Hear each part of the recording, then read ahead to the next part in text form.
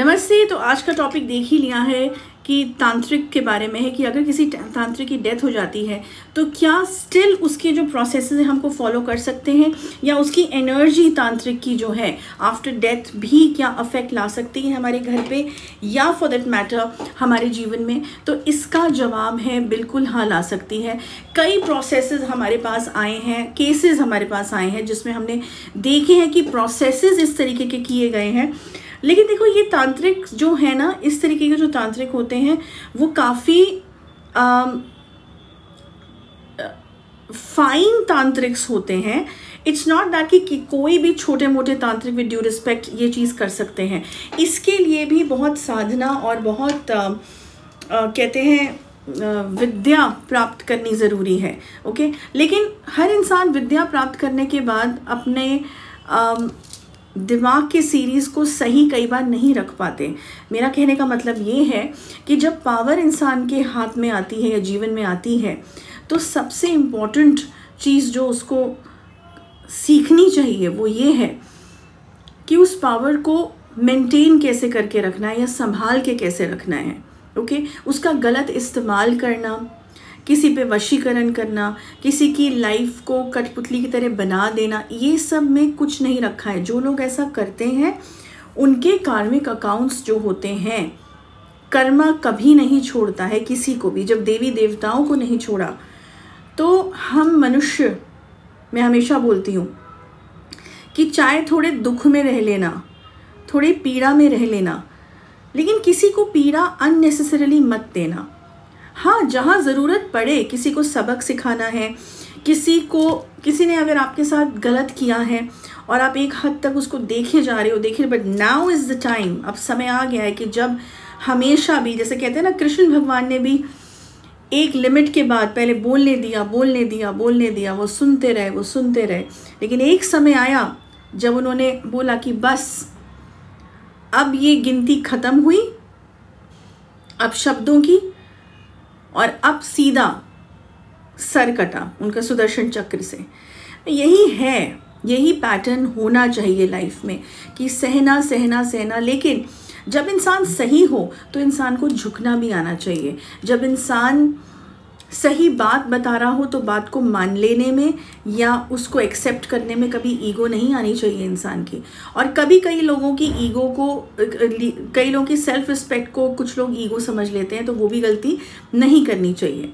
तो टॉपिक पे वापस आते हुए, जो हम तांत्रिक्स के बारे में बात कर रहे थे, अब देखो, हर कलयुग में बहुत कम ऐसे तांत्रिक्स होंगे जो जेन्युइन काम कर रहे हैं या अच्छा काम कर रहे हैं। काम तो बहुत कर रहे हैं, काम का मतलब है कि पैसे के लालच में आके बुरे काम कर रहे हैं, किसी के ऊपर वशीकरण कर दिया, कभी किसी को मारण मंत्र कर दिया, कभी कुछ कर दिया, बहुत सी ऐसी चीज़ें। उस पर बहुत सारे यूट्यूब वीडियोज़ मिल जाएंगे, हमारे चैनल पर भी और अदर चैनल्स पर भी।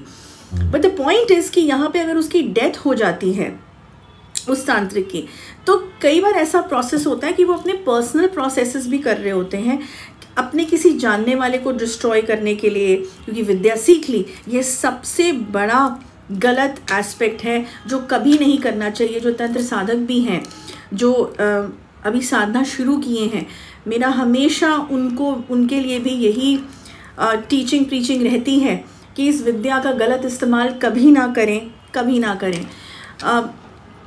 चाहे कम विद्या ले लें, चाहे कम साधना करें, लेकिन कम से कम उस एस्पेक्ट से करें कि ये तंत्र शिवजी के मुख से निकला था, तो उसकी रिस्पेक्ट करें।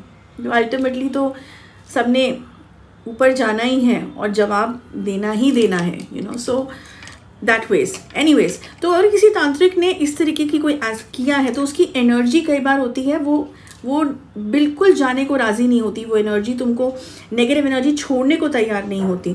और क्योंकि कई तांत्रिक्स ने ऐसे प्रोसेसेस कर दिए होते हैं अपने मृत्यु से पहले कि अगर ऐसा हमारे साथ कुछ होता है तो हम किस तरीके से फिर भी यहाँ जुड़े रह सकते हैं। अब ये कुछ टेक्निकल चीज़ें हैं जो तंत्र साधक समझेंगे, जो इस ऑडियो वीडियो को अगर देख रहे हैं। तो जब वो चीज़ कर दी जाती है तो बहुत आसान हो जाता है उनके लिए स्टे बैक करना, उस एनर्जी को स्टे बैक करना। कुछ लोगों को इस चीज़ में बिलीव नहीं होगा, लेकिन अगर इसके बारे में पढ़ेंगे, इसके बारे में जानने की कोशिश करेंगे तो इसका भी जो है जवाब उनको मिल जाएगा कि ये एस्पेक्ट जो है ये झूठा नहीं है, ये एस्पेक्ट सच में होता है। ये अलग बात है कि लोगों को, नॉर्मल लोगों को इसके बारे में पता नहीं है क्योंकि उनका ये फील्ड नहीं है। ओके, और तंत्र के फील्ड कुछ ऐसे फील्ड्स होते हैं, तांत्रिक प्रोसेसेस कुछ ऐसे होते हैं जो वैदिक सिस्टम से और इन सब चीज़ों से बहुत अलग हैं। These are very secretive things. तंत्र शास्त्र में मिल जाएंगी ये चीज़ें जो है, और गुरु के द्वारा भी ये चीज़ें मिलती हैं।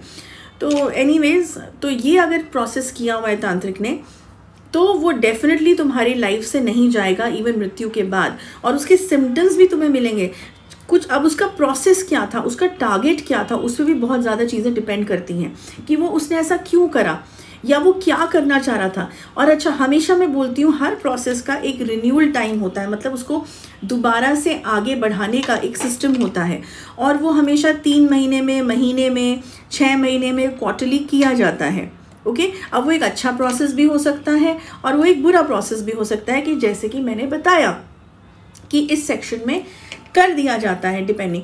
अब अगर उसकी मृत्यु हो गई और वो प्रोसेस अगर एक्टिवेट नहीं भी हुआ या रिन्यू नहीं भी हुआ, तो भी तुम लोग ये मत समझना कि ये ख़त्म हो जाएगा। नहीं, वो प्रोसेस ख़त्म हो सकता है, लेकिन उसकी खुद की एनर्जी जो है वहाँ पे, उसने जो उस समय एक प्रोसेस कर दिया, अगर दैट इज़ अगर कर दिया वो प्रोसेस कि मैं हमेशा यहाँ से जुड़ा रहूँ, तो वो तब तक ही जुड़ा रहेगा जब तक ये सत्य जो है, ये जो सच है, ये बाहर नहीं आता। और इसको बाहर लाने वाला कोई दूसरा तांत्रिक या दूसरा ही साधना की दृष्टि से देखने वाला इंसान होगा, चाहे वो लड़का हो या लड़की हो, फॉर दैट मैटर, मेल या फीमेल हो, दैट डजंट मैटर।